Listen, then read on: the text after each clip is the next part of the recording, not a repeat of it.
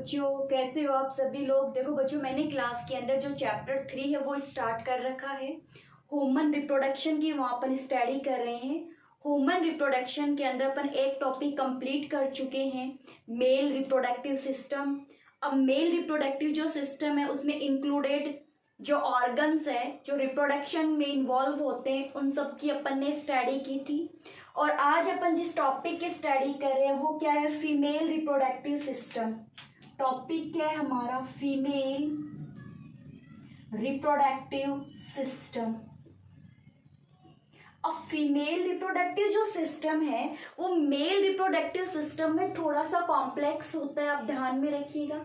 अब ये कॉम्प्लेक्स क्यों होता है उसका रीजन सुनिए कि जो फीमेल है, अभी डायग्राम के नाम भी अपन करेंगे, बट ये थोड़ा कॉम्प्लेक्स है comparison to the male. Y?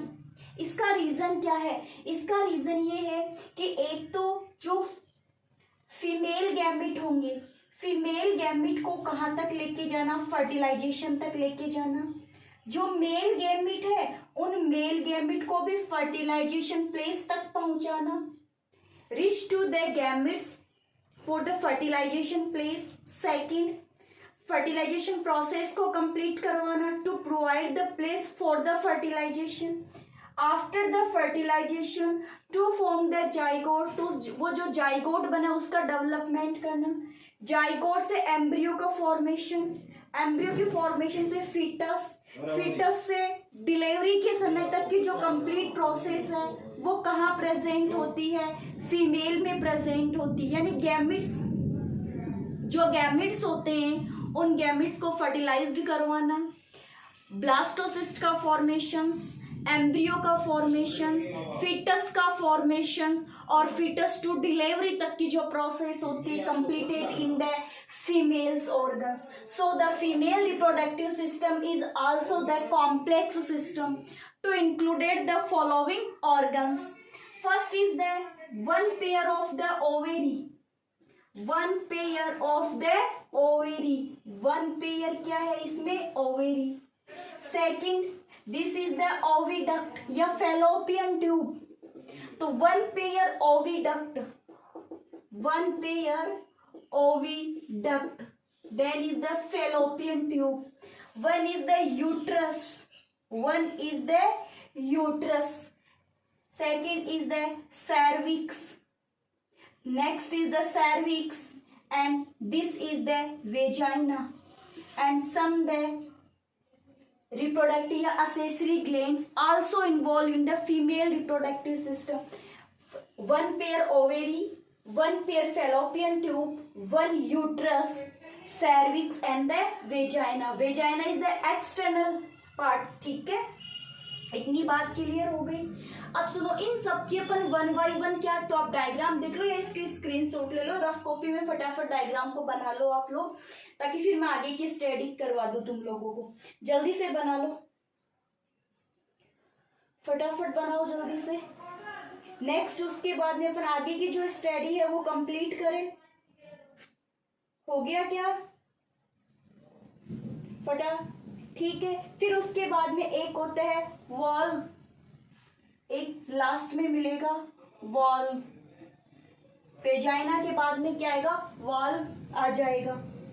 लिख लो ये जल्दी से नाम, कौन कौन से ऑर्गन इन्वॉल्व होते हैं। ठीक है, हो गया। चलो फिर कुछ ग्लैंड्स आएंगे जिनकी स्टडी अपन बाद में कर लेंगे। एक बार इन्हीं ऑर्गन्स को देख लो, फटाफट नाम लिख लो, जल्दी जल्दी नाम लिखो। हो गया क्या? ठीक है, चलो। ग्लैंड होती है बर्थोलिन ग्लैंड, थोलिन ग्लैंड, ये ग्लैंड है, ये लीजिए ये ग्लैंड है। जैसे एक रिप्रोडक्शन के बाद जो मिल्क फीडिंग करवाएंगे तो उसमें कौन सी आएगी, मेमरी ग्लैंड आएगी। तो एक बार तो अपन तो रिप्रोडक्टिव सिस्टम की बात कर रहे हैं। ग्लैंड का क्या नाम है, Bartholin gland, cervix, vagina, valve, uterus, fallopian tube और ओवेरी। अब देखो जो ओवेरी है, जो ओवेरी है वन पेयर है ओवेरी, और ओवेरी जो होगी ये primary primary reproductive organ of female. ये फीमेल की प्राइमरी रिप्रोडक्टिव ऑर्गन है। जैसे मेल में प्राइमरी रिप्रोडक्टिव ऑर्गन टेस्टिस होते हैं, तो वैसे फीमेल में प्राइमरी रिप्रोडक्टिव ऑर्गन क्या होती है? ओवेरी होती है, जो वन पेयर होती है। वेयर सिचुएटेड द ओवेरी, तो ovary situated in the abdomen, ये अब्डोमेन में ही सिचुएटेड होती है। अब सुनिए, ये जो वॉल है ये तो यूट्रस, इसकी यूट्रस की वॉल होती है। एक साइड से तो ये यूट्रस की वॉल से लगी हुई ना। सेकेंड साइड से जो अपना पेल्विक रीजन है, अब्डोमेन के अंदर जो पेल्विक रीजन होता है वहां से अटैच रहती है। तो ovary attach with the uterus help of the ligaments, की हेल्प से ये यूट्रस से अटैच रहती है। And by the mesovarium help of mesentery की हेल्प से किससे जुड़ी रहती है? पेल्विक रीजन से जुड़ी रहती है। किससे जुड़ी रहेगी? पेल्विक रीजन से, MENSTERY, मेनेस्ट्रे। ठीक है, ये बात समझ में आ गई कि कहाँ सिचुएटेड है। पूरा डायग्राम आपको दिखाई दे रहा है। ओवेरी वन पेयर है, अब्डोमेन में सिचुएटेड है। जो ओवेरी होती है ये पेल्विक रीजन के मिजोवेरियम की हेल्प से मेनेस्ट्रे के थ्रू अब्डोमेन से जुड़ी रहती है।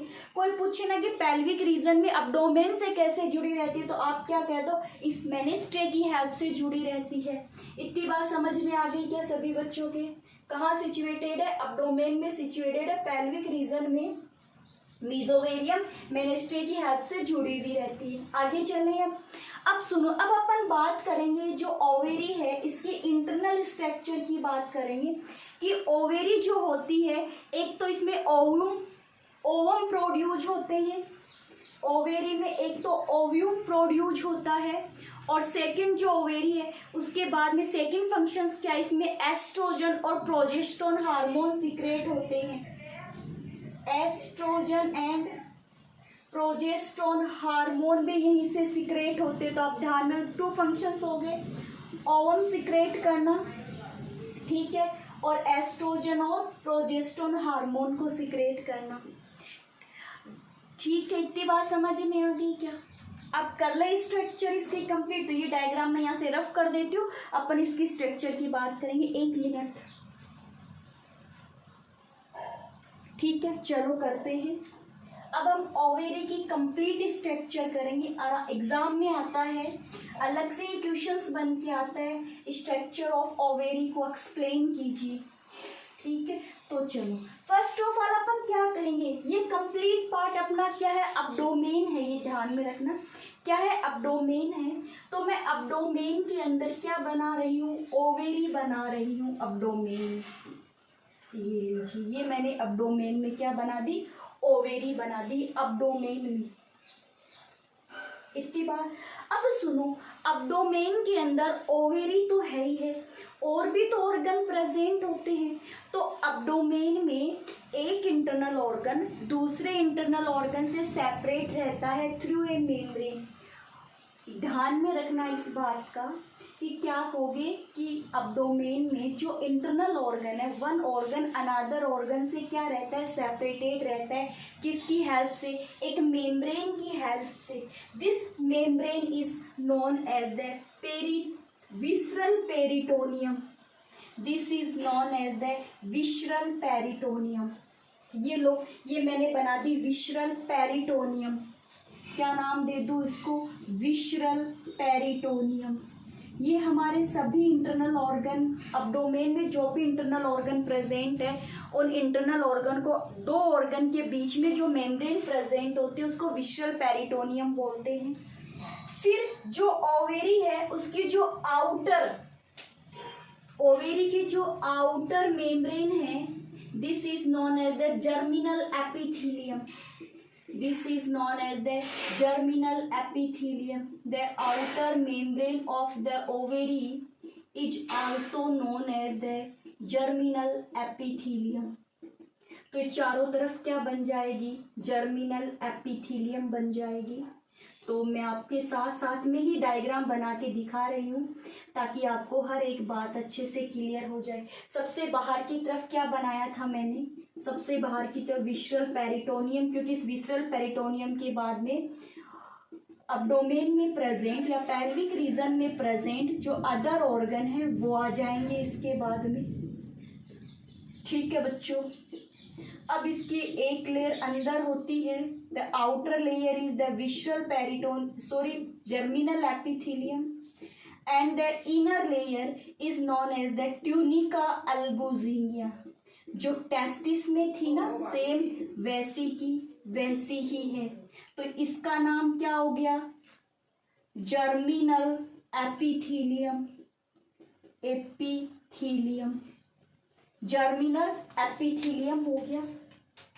जो ये थोड़ी और मैं ये दिखा दूं आपको, ये वाली जो लेयर बना रही हूं मैं ब्लू कलर में, this is the internal layer, this is known as the tunica albuginea. तो ट्यूनिका अल्बुजिनिया इनर लेयर होती है टेस्टिस और ओवेरी की, ट्यूनिका अल्बुजिनिया। और ट्यूनिका वेजिनेलिस है ना, वो टेस्टिस की आउटर लेयर होती है। अब सुनो, ट्यूनिका अल्बुजिनिया के जो इंटरनल फॉर्म है, internal area of the ovary is known as the stroma. This the complete portion is known as the stroma. The stroma divide into the two parts. The area nearest to the tunica albuginea, is known as the cortex region. तो सुनो, मैं ऐसे कर देती हूँ, एक और बना देती हूँ अंदर आपको समझाने के लिए। एक एरिया ये और बना दिया मैंने ऐसे, ठीक है। ये जो बाहर वाला है ये कंप्लीट क्या है, ये कंप्लीट स्ट्रोमा है। ये वाला जो रीजन है इसको कॉर्टेक्स बोलते हैं, और इस वाले रीजन को क्या बोलते हैं, मेडुला बोलते हैं। तो the inner side of the ovary is also known as the stroma. The stroma divide into the two parts, cortex and the medulla. In the medulla region to present the many blood vessels. This is the artery, this is the vein and the nervous cells. ये सारी चीजें कहाँ present है, medulla में present है। कहाँ present है, medulla में प्रेजेंट है। In the cortex region to present the अभी हटा दूं क्या, मेडुला समझ में आ गया ना तुम लोगों के, तो मेडुला हटा दो एक बार, क्योंकि मेरे को जगह ज्यादा चाहिएगी, तो मेडुला वाले रीजन को मैं एक बार हटा देती हूँ। फिर ये जो कॉर्टेक्स रीजन होता है, in the cortex region to present the many follicles, this follicle is known as the ovarian follicles is also known as the functional unit of ovary. That is clear. In the cortex region to form the many follicles, this follicle is also known as the functional unit of the ovary. In one follicle is the enlarged to contain a dense nucleus, and the outer side to form the many ovarian cells या follicle cells.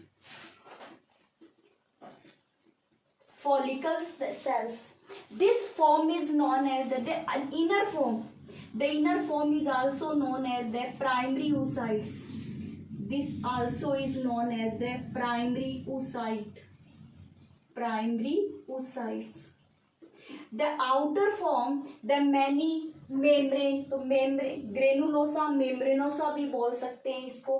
तो अगर ये जो membrane वाली जो form बनी इसको तो बोलते हैं प्राइमरी फॉलिकल, इसमें जो न्यूक्लियस वाली फॉर्म है इसको बोलते हैं primary oocytes। then after the outside the primary oocytes to form the many membranes of the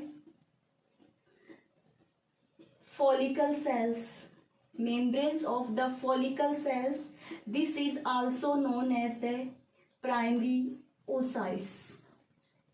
देख लो एक बार, बहुत सारी फॉलिकल्स है जिसमें जो लार्ज हुई है, ठीक है, फॉलिकल्स क्या हो जाती है, लार्ज हो जाती है, इसके चारों तरफ बहुत सारी फॉलिकल सेल्स कलेक्ट हो जाती है, बहुत सारी क्या हो जाती है, फॉलिकल सेल्स कलेक्ट हो जाएगी, मेम्ब्रेन ग्रेनुलोसा जिसे बोलते हैं, मेम्ब्रेन पूरी फॉर्म को ग्रेनुलोसा बोलेंगे। तो ये भी क्या हो गई, मेम्ब्रेन ग्रेनुलोसा हो गया, और अंदर क्या हो गया, प्राइमरी oocytes हो गया। फिर उसके बाद में आगे और मेचुरेशन होता है, ये तो है प्राइमरी oocytes। अब यहाँ पे जो है मेम्ब्रेन ग्रेनुलोसा है, ये जो फॉलिकल्स है ये इस फॉर्म में अरेंज हो जाती है, फॉलिकल्स यानी बीच बीच में इन फॉलिकल्स में गैप आ जाता है, और ऐसे बाहर की साइड और कुछ अरेंज हो जाती है ऐसे। अब ये जो फॉलिकल्स है between to present the gaps, this form is known as the secondary oocytes।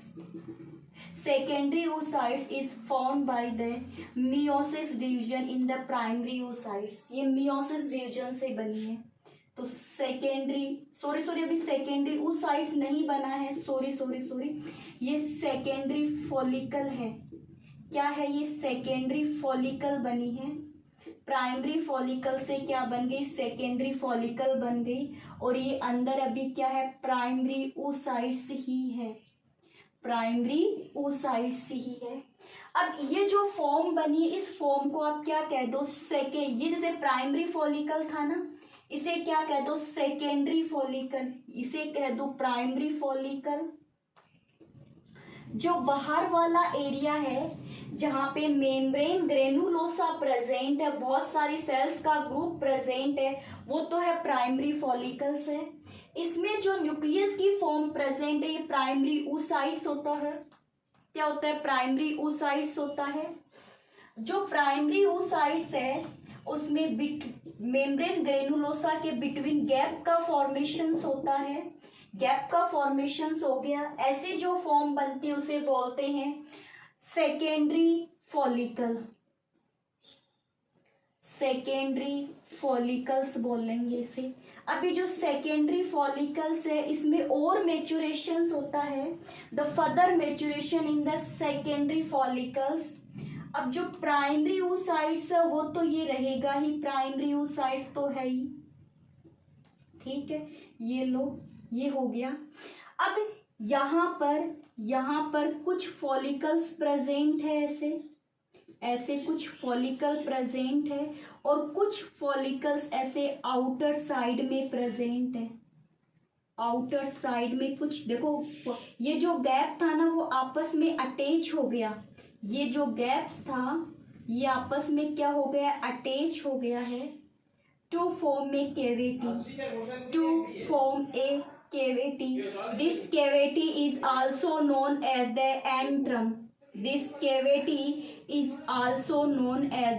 antrum। यह फॉलिकल्स है बाहर वाली, मेम्ब्रेन ग्रेनुलोसा मैं बना रही हूँ, ये आप कितनी भी बना सकते हो, ठीक है। अब सुनो मेरी बात, यहाँ पे जो कैविटी बनी है इस कैविटी का नाम है एंट्रम कैविटी, और ये जो कैविटी इसमें फ्लूइड भरा हुआ, इसको ल्यूकर फ्लूइड बोलते हैं, इसमें फ्लूइड भरा हुआ रहता है, इसको क्या बोलते हैं, ल्यूकर फ्लूइड बोला जाता है। अब बात सुनो मेरी, ये जो प्राइमरी oocytes है ये इस मेम्ब्रेन ग्रेनुलोसा से जुड़ा हुआ ना, आपको दिखाई दे रहा है, देखो ये प्राइमरी oocytes है, यहाँ से ये गैप, यहाँ पे फॉलिकल प्रेजेंट है जबकि यहाँ पे फॉलिकल प्रेजेंट नहीं है। तो इन जो फॉलिकल्स का जो अटैचमेंट बना है इसको कूमुलस ओफोर्स बोलते हैं। इसका क्या नाम है, कूमुलस ओफोर्स बोलते हैं इसे, नाम ध्यान रखना, क्या नाम है इसका, कूमुलस ओफोर्स होता है इसका नाम, या डिस्कस प्रोलिगरस, डिस्कस प्रोलिग्रस भी बोलते हैं इसे। और ये जो कैविटी, इस कैविटी का क्या नाम है? एंट्रम कैविटी है। और इसमें जो फ्लूइड भरा हुआ रहता है उसको ल्यूकर फ्लूइड कहते हैं। अब ये कैविटी वहां absent है, the cavity is where absent, द oocytes attach with the membrane granulosa. This connection is known as the cumulus of Ohrs. This new form is also known as the tertiary oocytes. Tertiary oocytes बोलते हैं। Then after the maturation of the tertiary oocytes, the inner side to form the secondary oocytes. The outer form is the zona pellucida and the inner is corona radiata. Secondary oocytes. The secondary oocyte attach with the follicles. Membrane granulosa जिसको अपन बोलते हैं। Maturation हो गया। Primary oocytes है, उस पे 2 layer बन गई। एक लेयर का नाम तो सेकेंडरी oocytes, ध्यान रखना हैपेलोइड होता है। ये हैपेलोइड है जो सेकेंडरी oocytes है। ये लो यहां से। अब सुनो, ये जो मेम्ब्रेन ग्रेनुलोसा का फॉर्मेशन हुआ है, इस मेम्ब्रेन ग्रेनुलोसा के अंदर 2 टाइप के लेयर बन जाती है। एक लेयर तो ये रही, इसके बाहर एक लेयर और बना दो ऐसे। इस टाइप की 2 लेयर का थीका बोलते हैं, जिसे एक तो होता है एक्सट्रीमा लेयर और एक बनती है इंट्रीमा लेयर। और अंदर किसका फॉर्मेशन हो गया? सेकेंडरी oocyte का। सेकेंडरी oocytes का फॉर्मेशन हो जाता है। ये जो सेकेंडरी oocytes है ये हैपेलोइड है। इसमें जो अंदर वाली जो स्मूथ लेयर है जोना पेलुसिडा है, बाहर वाली जो लेयर होगी क्रोना रेडिएटा बनेगी। ये जो फॉर्म बनी इसको बोलते हैं ग्रेफियन फॉलिकल्स। ये जो फॉर्म बनी इसका नाम क्या होता है? ग्रेफियन फॉलिकल्स कहते हैं। ये कंप्लीट फॉर्म बनी है ग्रेफियन फॉलिकल्स का फॉर्मेशन हो गया। After the maturation of the Graafian follicles, the breakdown of the wall of ovary, the secondary oocyte release from the ovary. Secondary oocytes release from the ovary. This process is known as the ovulation. तो from the ovary which form is excrete? Secondary oocytes बाहर निकलता है। क्या बाहर निकलता है? Secondary oocytes बाहर निकलता है। Then after the remaining form of the Graafian follicles is known as the carpus luteum. Carpus luteum is a yellow fluid-like form. It secretes the hormone. This is known as the progesterone hormone. तो corpus यानी कि secondary oocytes के बाहर आने के बाद में जो रिमेनिंग फॉर्म बची है, इस रिमेनिंग फॉर्म को क्या बोला जाता है? इस रिमेनिंग फॉर्म को बोलते हैं कार्पस लूटियम। और ये जो कार्पस लूटियम होती है ये ड्यूरिंग द प्रेगनेंसी, कब? जब प्रेगनेंसी हो तब। During the pregnancy it secret the progesterone hormone. और प्रोजेस्टेरोन हार्मोन का काम होता है यूट्रस की जो वॉल होता है उसको रिपेयर करना, उसको थिक बनाना। ये सब बातें अपन हार्मोन्स के समय पढ़ेंगे। अब देखो यहां से ये येलो जो फॉर्म बनी वो कार्पस लूटियम है, लेकिन प्रोजेस्टेरोन हार्मोन ये कब सीक्रेट करेगी? जब क्या होगी? प्रेगनेंसी होगी। अगर प्रेगनेंसी नहीं हो तो फिर एक वाइट फॉर्म बन जाती है जिसको बोलते हैं कार्पस एल्बुगिनस का फॉर्मेशन हो जाता है। अब ये पूरी स्ट्रक्चर देख लो, इस पे रिमाइंड। सबसे पहले है ओवेरियन फॉलिकल्स, जिससे प्राइमरी फॉलिकल्स बनी। जो प्राइमरी फॉलिकल्स होगी इसमें क्या है? प्राइमरी oocytes है जो डिपेलॉइड ही रहता है। प्राइमरी से फिर बीच बीच में जो फॉलिकल्स है इसमें गैप आ जाता है जिसको बोलते हैं सेकेंडरी फॉलिकल्स बोलते हैं। सेकेंडरी जो फॉलिकल्स है उसमें कैविटी का फॉर्मेशन हो जाता है, जो कैविटी उसे एंट्रम बोलते हैं। ये कैविटी वाली जो फॉर्म है इसको बोलते हैं टर्सरी फॉलिकल बोलते हैं। टर्सरी फॉलिकल में डेवलपमेंट होके ग्रेफियन फॉलिकल्स बनता है, जिसमें किसका फॉर्मेशन होता है, सेकेंडरी oocytes का फॉर्मेशन है। सेकेंडरी जो oocytes है वो कहाँ जाता है, ओवेरी से बाहर आ जाता है, और ओवेरी से बाहर लेने के लिए कौन बैठी है, फेलोपियन ट्यूब बैठी है। तो इसको कौन कैच कर लेगी, फेलोपियन जो ट्यूब है वो इसको क्या कर लेगी, कैच कर लेगी। ऐसे बहुत सारी फॉलिकल सेल्स है जो ओवम का प्रोडक्शन करती रहती है, लेकिन एक्टिव तो एक ही होता है। बात समझ में आ गई, एक्टिव फॉर्म एक ही होती है। एक ओवेरियन फॉलिकल से 3 पोलर बॉडी बनती है और एक क्या बनता है, मेच्योर ओवम बनेगा। बाकी सब ऐसे होते तो मिलियंस में, लेकिन सब डिस्ट्रॉय हो जाते। केवल फेलोपियन ट्यूब तक कौन पहुंचता है, एक ही पहुंचता है। ये बात सभी बच्चों की समझ में आ गई। एक बार रिवाइज कर लो फटाफट, मैं बोर्ड के आगे से हट रही हूँ। जल्दी से देख लो क्या क्या था, जल्दी से देख लो क्या क्या था बच्चों, फटाफट देख लो क्या क्या था। मैं बिल्कुल बोर्ड के आगे बिल्कुल भी नहीं हूँ, तुम लोगों के लिए छोड़ दी है मैंने बोर्ड। जल्दी से देख लो, ठीक है बच्चों, फटाफट देखो। आपके पास में 2 मिनट है, 2 मिनट में जल्दी से देख लो इस टॉपिक को। फटाफट देखिए, जल्दी से देख लो बच्चों, बहुत ही इम्पोर्टेंट है।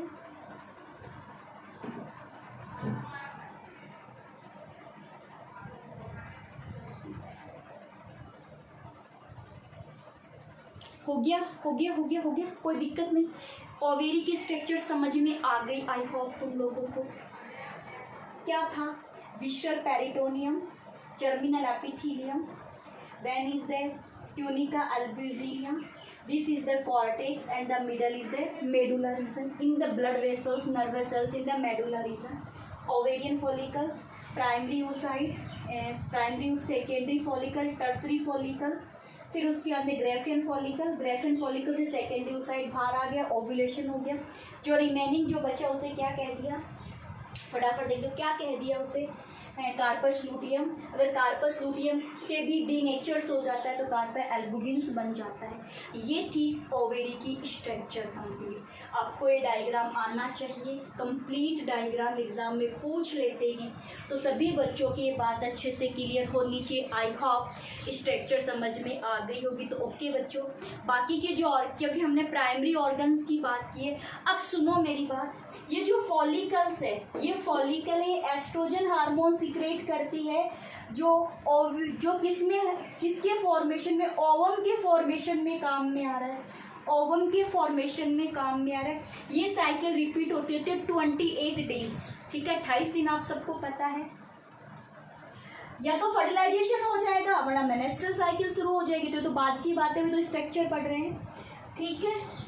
और ये जो कार्पस लूटियम बनी है कौन सा हार्मोन सीक्रेट करती है, प्रोजेस्टेरोन हार्मोन। और 2 ही हार्मोन होते हैं फीमेल के, एक हार्मोन का क्या नाम है, एस्ट्रोजन हार्मोन जो ओवेरियन फॉलिकल सीक्रेट करती है, और दूसरे हार्मोन का क्या नाम होता है, progesterone hormone. Estrogen ovarian follicle secrete करती है, प्रोजेस्टेरोन जो हार्मोन है वो कौन सीक्रेट करता है, कार्पस लूटियम।